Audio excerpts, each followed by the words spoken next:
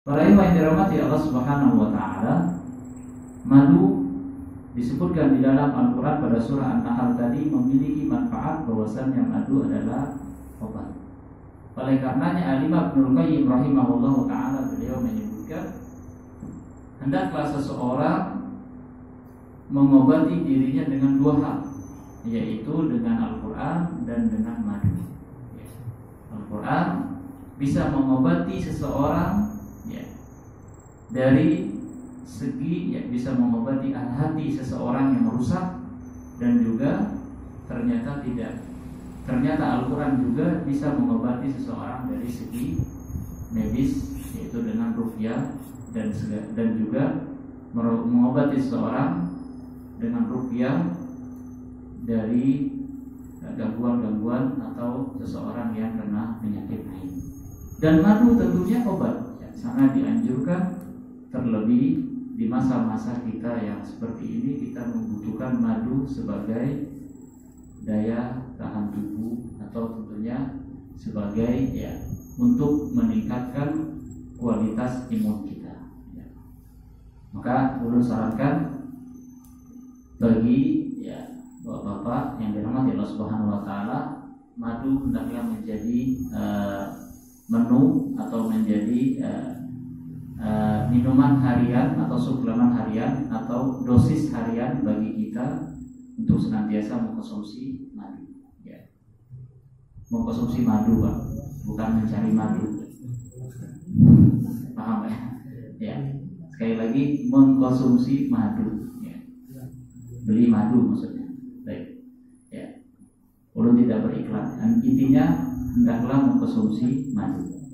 Para imam yang dirahmati Allah Subhanahu wa taala, kembali, apa sih makna atau madu yang disebutkan oleh Imam Ibnu Katsir tadi?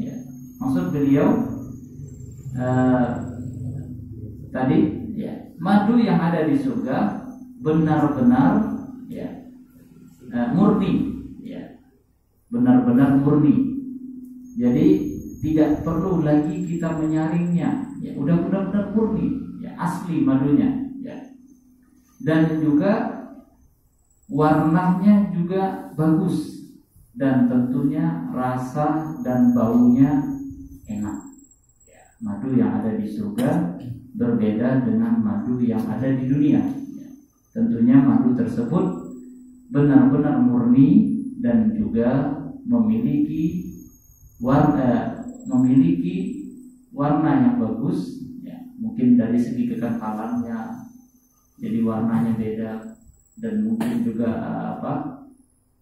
warnanya tidak seperti kayak madu kita yang ada di negara kita, agak encer atau mungkin kekuningan. Intinya madu yang ada di surga warnanya bagus, warnanya indah dan bagus, dan tentu rasa dan baunya juga enak.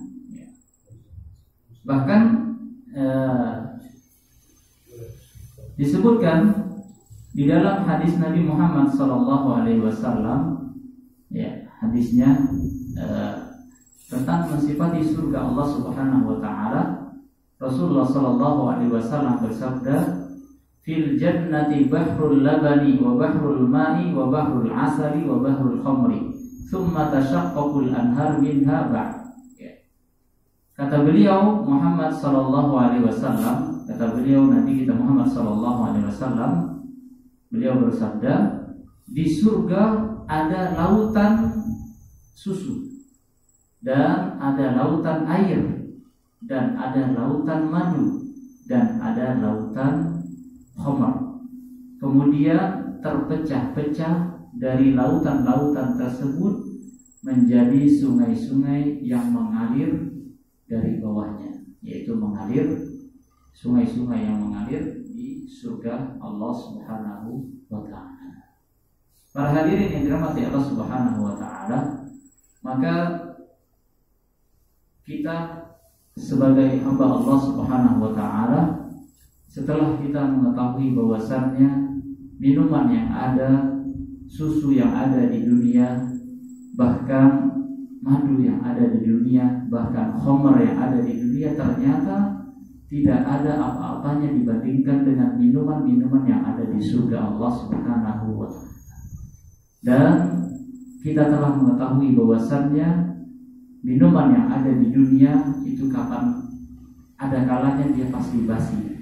Dan ketika kita meminumnya, setelah kita melepas dahaganya, setelah kita merasakan kepuasan, selesai. Tapi minuman yang ada di surga atau makanan yang ada di surga, kita tidak akan pernah merasa kekenyangan. Dan juga artinya kita tidak akan pernah merasa bosan. Kalau kita memakan suatu makanan, sudah menjadi hal yang biasa, namanya tabiat manusia ingin makan yang terenak. Bahkan ketika dihadapkan makanan yang ada di depannya ingin disantap semua. Tapi ternyata daya tampung dari perutnya hanya cukup 1 piring. Setelah itu sudah selesai. Tapi makanan atau minuman yang ada di surga, kita akan senantiasa menikmatinya dan tentunya kita tidak akan pernah merasa bosan. Maka sudah semestinya kita benar-benar menyiapkan bekal kita, ketakwaan kita kepada Allah Subhanahu wa Ta'ala, agar kita bisa menikmati minuman-minuman yang lezat yang ada di surga Allah Subhanahu wa Ta'ala. Kemudian Allah Subhanahu wa Ta'ala menutup, walahum fiha min kulli tsamarati wa maghfiratum mir rabbihim, dan bagi mereka di dalamnya berbagai macam-macam buah-buahan, dan Allah Subhanahu wa Ta'ala memberikan ampunan kepada mereka. Para hadirin yang dirahmati Allah Subhanahu wa Ta'ala, dan di dalam ayatnya Allah Subhanahu wa Ta'ala menutup, kaman huwa khalidun fin nari wasuqu ma'an hamima faqatta'a am'a'ahu, dan mereka memperoleh di dalamnya segala macam buah-buahan dan ampunan dari Rabb mereka, sama dengan orang yang kekal dalam jahanam dan diberi minuman dengan air yang mendidih sehingga memotong ususnya. Para hadirin yang dirahmati Allah Subhanahu wa Ta'ala, setelah Allah Subhanahu wa Ta'ala menyebutkan minuman-minuman bagi penduduk surga Allah Subhanahu wa Ta'ala, maka tentunya kita senantiasa berdoa kepada Allah Subhanahu wa Ta'ala agar Allah Subhanahu wa Ta'ala mengumpulkan kita bersama para keluarga kita, istri-istri kita, anak cucu kita di surganya Allah Subhanahu wa Ta'ala. Rasulullah sallallahu alaihi wasallam bersabda di dalam hadis yang sahih, "Idza sa'altumullaha fas'aluhu al-firdaus, fa innahu awsatul jannah wa a'lal jannah."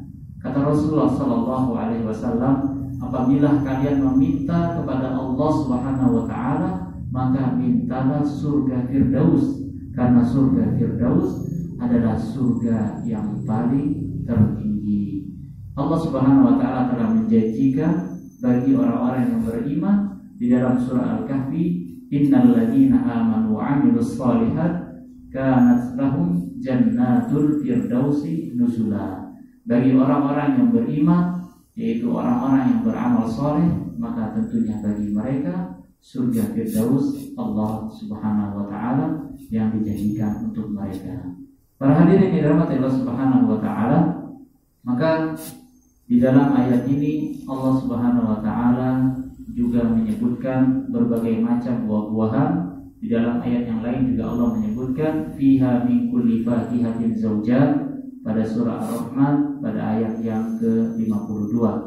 Kemudian Allah Subhanahu wa Ta'ala mengampuni mereka, dan tentunya ampunan dari Allah Subhanahu wa Ta'ala inilah yang sangat-sangat dibutuhkan bagi seorang hamba ketika Allah Subhanahu wa Ta'ala mengampuni mereka. Dan akhirnya Allah Subhanahu wa Ta'ala menutup ayat yang ke-15 ini dengan penduduk neraka jahanam, kaman huwa khalidun finnar ahaula'il ladzi dzakarna manzilatahum minal jannah kaman huwa khalidun finnar laisa haula'i kahaula. Tentunya Allah Subhanahu wa Ta'ala ingin mengingatkan kepada kita bahwasanya tidak sama antara penduduk surga yang di atas tadi mereka kekal, tentunya penduduk neraka juga mereka kekal. hanya saja minumannya tidak sama. Di sini Allah Subhanahu wa taala menyebutkan minuman mereka wasuqu ma'an hamima, yaitu air yang haron syadidul har, panas di atasnya panas.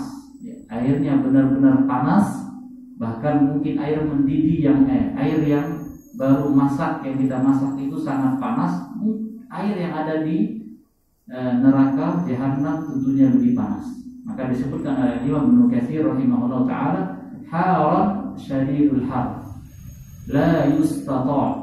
Tentunya air ini ya tidak bisa diminum. Kalau meminumnya faqad ta'am'ahum, maka akan terputus usus-usus mereka. Wal iyadu billahi min dzalik, iyadan billahi min dzalik. Semoga Allah Subhanahu wa taala menjauhkan kita dari siksa api neraka Allah Subhanahu wa taala. Allahumma inna nas'aluka ridhaka wal jannah wa na'udzubika minan nar. Allahumma inna nas'aluka al-jannah wa ma qarraba ilaiha min qawlin aw 'amal wa na'udzubika minan nari wa ma qarraba ilaiha min qawlin aw 'amal. Subhana rabbika rabbil izzati 'amma yasifun wa salamun 'alal mursalin walhamdulillahi rabbil alamin. Kebenaran hanya milik Allah Subhanahu wa taala, dan sebaik-baik petunjuk Nabi kita Muhammad sallallahu alaihi wasallam. Kurang lebihnya ulun mohon maaf. Subhanakallahumma bihamdika asyhadu an la ilaha illa anta astaghfiruka wa atubu ilaik. Assalamualaikum warahmatullahi wabarakatuh.